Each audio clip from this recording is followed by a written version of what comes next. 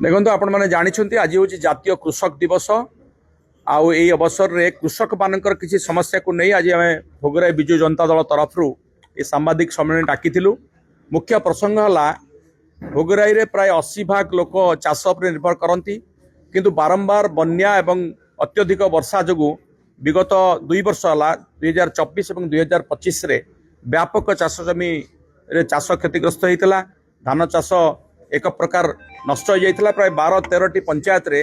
धान चाष बहुत भाव में प्रभावित होता किंतु आम देखिलु जे सरकार जो फसल बीमा लोकों को दवापाई घोषणा कर फसल बीमा ना प्रधानमंत्री फसल बीमा योजना रे अंतर्भुक्त कराई चाषी मान प्रकृत में से फसल बीमा योजना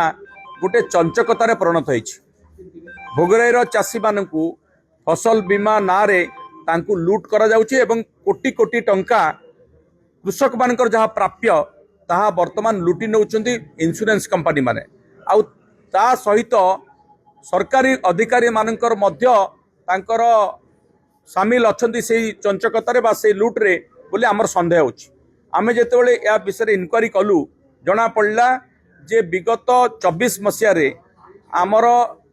राज्य सरकार बहन करछंती कृषक मानकर प्रीमियम बाबद रे फसल बीमा योजना रे प्राय 43 कोटी टंका किंतु फसल बीमा योजना रे क्षतिपूरण मिली मात्र 48 लाख टंका अर्थात 1% 1.5% मात्र क्षतिपूरण चाषी को मिलूची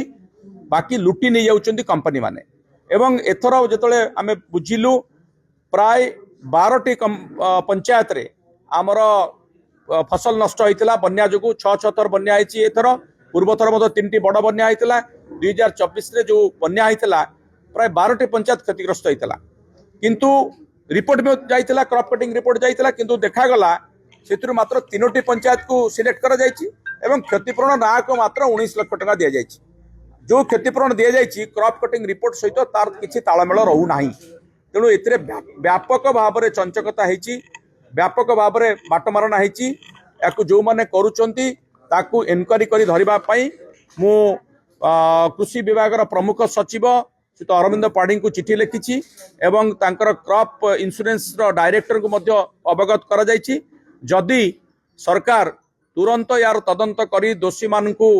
सामना को न आनते एवं विशेषकर कृषक मान को तांकर प्राप्य क्षतिपूरण न मिले ताले भोगराई विजु जनता दल रास्ता को ओह्लैब आंदोलनात्मक पंथा ग्रहण करिब।